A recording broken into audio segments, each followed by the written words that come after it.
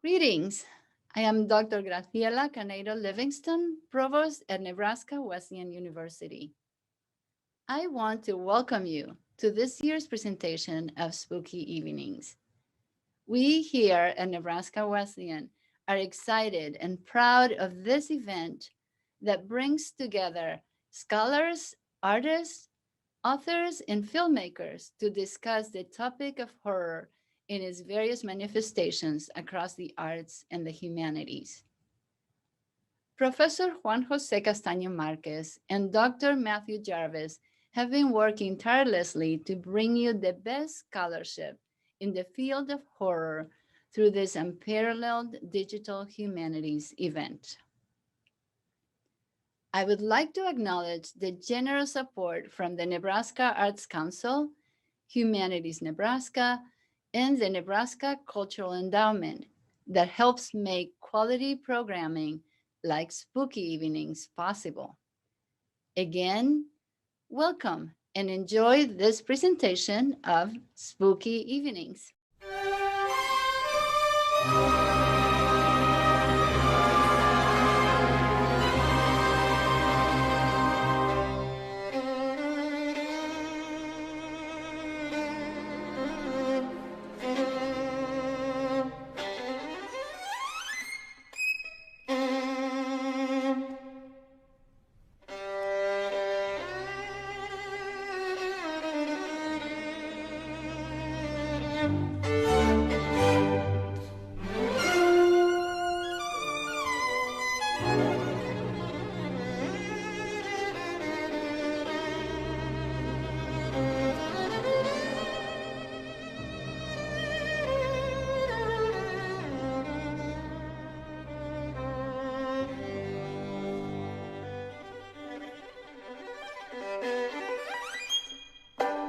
Tonight on Spooky Evenings, Dr. Kevin Wetmore of Loyola Marymount University gives his talk Performing the Vampire, or Everything You Think You Knew About Dracula is from the Theater.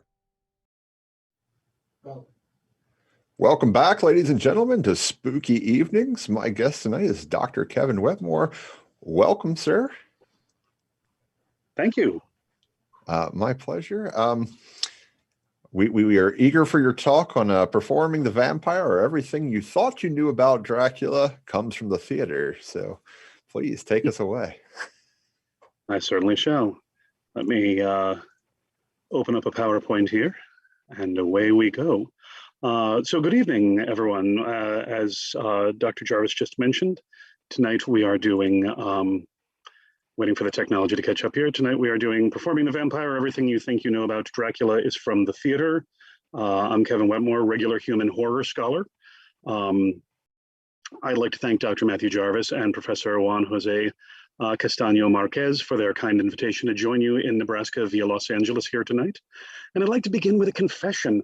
I'm a theater professor and a horror scholar, but not actually a hardcore vampire fan. Maybe it's because the vampire has lost its potency for me. Once they started having societies and hiring lycanthropes to do their dirty work and started sparkling, they lost the horror factor. I'm not just mocking Twilight here.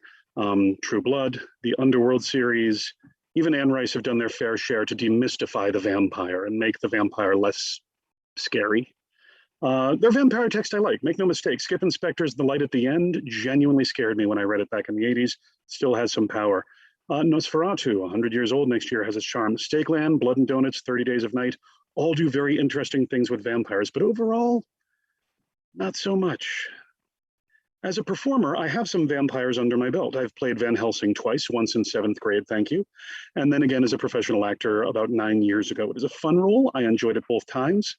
The second time, however, as an older horror fan and horror scholar, it got me thinking about playing vampires, and it got me thinking about the difference between stage vampires and the ones in books and on the screen, which brings me to the 4 points I really want to make tonight. First, the origin of the vampire you know comes from the theater. Most of what you know about Dracula is actually coming out of the theater. Vampires are inherently theatrical themselves, and truth be told, we're going to tackle that one first. Theater vampires, for my money, are inherently scarier than film vampires, and there's actually a lot more vampires on our stages than you think. There's a an incredible amount of vampire theater out there. I'm going to present just a few choice examples, but to show the incredible range of vampires that are happening on the stage. So let's start. Act the first. Vogue for vampire plays on the stages of Paris and London began in 1820, fueled by John Polidori's The Vampire. This makes the vampire one of the oldest stage monsters in the West, second only to ghosts, witches, and the devil. Monsters have been a part of theater since its origins. Aeschylus's The Oresteia featured ghosts, murderous human monsters, and of course the Furies, creatures so terrifying that at the first performance of the play in Athens in 458 BCE, supposedly pregnant women miscarried, professional soldiers fainted, and the audience was terrified, several of them fleeing from the theater, thinking the monsters might be real. The medieval theater gave us devils, comic and terrifying. English Renaissance kept those, but then added their much beloved ghosts and witches. Hamlet, at heart, a ghost story. Want both ghosts and witches? Save time, just watch Macbeth. It's got it all. By the end of the 18th century, the Gothic was in full swing in literary circles, and in dramatic and theatrical ones. Matthew Monk Lewis in 1797 gave us The Castle Spectre, a play about a haunted castle with damsels in distress, madmen, and the requisite ghost. In a period where very few plays reached 10 performances in a single season, The Castle Spectre was staged 47 times in 6 months and stayed in the repertory for much of the next century. That same crazy weekend in Geneva that gave us Frankenstein also gave us Polidori's The Vampire, a story of a vampire named Lord Ruthven. It's written Ruthven and pronounced Riven. Ruthven, unlike folkloric vampires, was an aristocrat. Stoker did not invent that. He stole that from Polidori. Before that, folkloric vampires were not aristocrats. They were everyday people, walking corpses that dug their way out of the grave and came back to their hometown or their families in search of blood. Not Riven. He was smooth, suave, and he loved the ladies. He was a model for Stoker's Dracula in a sense.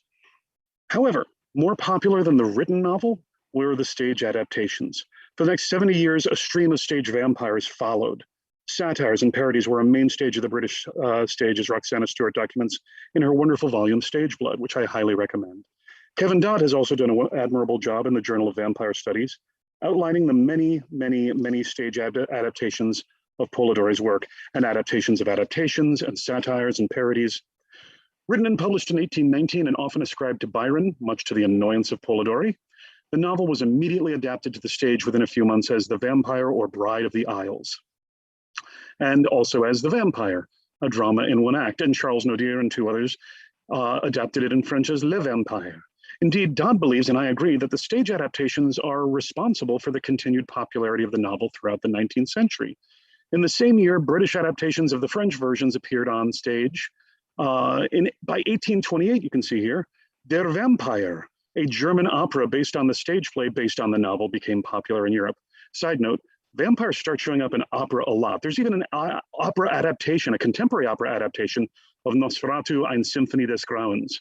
If you've ever read a vampire story and thought, it's pretty cool, but I really wish the vampire and his victims never stopped singing, it's a good time to be alive for you, because we got a lot of vampire opera. The first stage appearance of Dracula was on May 18th, 1897, organized by a staged reading by its author, Bram Stoker, at the Lyceum Theatre in order to establish and protect dramatic copyright of the text. 19th century British copyright functioned very differently than it does today. Disney would have hated it. People were pirating everything and anything. So in order to secure the copyright, he had them sort of literally read the novel out loud. It took 8 hours.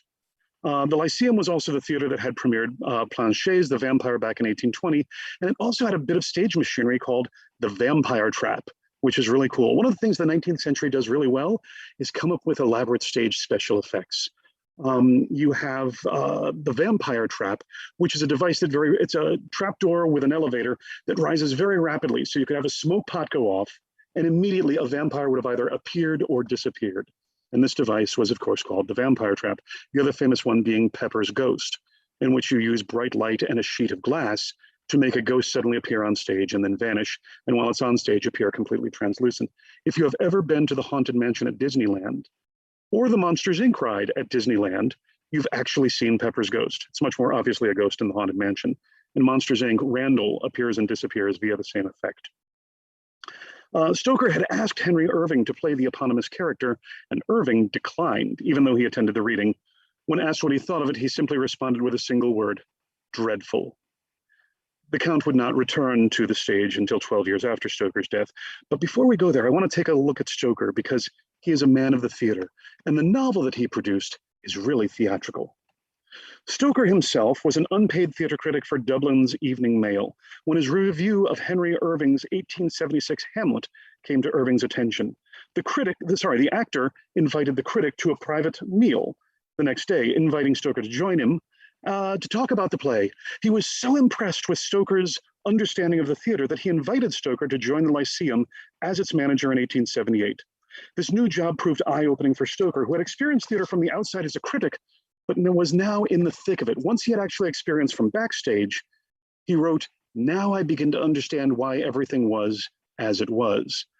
And speaking tangentially, sometimes the things that seem absolutely genius to critics and audiences are happy accidents, or things that happen because someone doesn't have a costume piece on yet, or someone's just not ready to come out, so the actor begins, pardon the pun, vamping. Now I begin to understand why everything is the way it was. Stoker was an excellent manager of the theater. His writing reflects a deep understanding of theater itself, and also, if we're going to be honest, his own complicated relationship with Irving. So not only was the author of Dracula a man of the theater, the title character is also a product of the stage. Most scholars agree that Sir Henry Irving, again, the sole exception here being David Scow, who doesn't buy this at all, but Barbara Belford literally has a book called Bram Stoker and the Man Who Was Dracula, which is a biography of Dracula, of Stoker and Henry Irving. Like Dracula, Irving is tall, thin, with a saturnine appearance and a hypnotic voice. One of the things that Stoker and many others talk about with Irving is he's a very odd, strange fellow, but there's something compelling about him. When he appears on stage, you cannot look away. He's hypnotic, he's mesmerizing. Stoker admits to being enthralled, almost entranced from the second he saw Irving and the first time they met when it was just one-on-one. The power, the presence, the charisma, the vanity, the arrogance, the cruelty, the sensuality. In fact, Stoker, after he wrote the novel, really hoped Irving would play the Count on stage. Irving, however, was not interested at all. Found the book kind of silly, actually. And yet, the theater is constantly present through the novel, not in the presence of actual stages or plays. Dracula does not go to see a play. The characters don't discuss the latest theater. However, Irving was a consummate performer who would demonstrate how he could use his technique to transform himself into a variety of characters in order to manipulate his audience. And it is no stretch to say that Dracula himself is such an actor. When we first encounter him, he is performing at being a human, a role he will continue for much of the play. He acts as a living being, fooling first Jonathan Harker, who only sees through the Count's performance when he encounters vampire women not bothering to act human. And he fools the people in London. Indeed, our heroes are shocked, I say, when Van Helsing posits the theory that Dracula might indeed be a vampire. Quickly they learn, not least of which from the convincing evidence of the Bloofer lady in the story of the returned Harker, that the man they thought of as an odd but charming foreigner and their neighbor is indeed the undead, a monstrous being. Upon discovery, therefore, Dracula then plays the king of the vampires to the hilt. He appears, as Harker notes, quote, with the red light of triumph in his eyes and a smile that Judas in hell might be proud of. He flies into rages and shows his ferocity when attacking Renfield and Mina. He literalizes Irving's metaphor by transforming himself into other forms. Roxana Stewart also sees echoes of Irving's performance in Dracula's, singling out Mephistopheles, Macbeth, and the Flying Dutchman, three roles that Irving was famous for as performative influences on Stoker's fictional vampire. In short, the award goes to Count Dracula for his roles as human, vampire king, and personification of evil, and to Stoker, who transformed Irving's stage monsters into a fictional one. In fact, Dracula sets the model for the vampire as performer.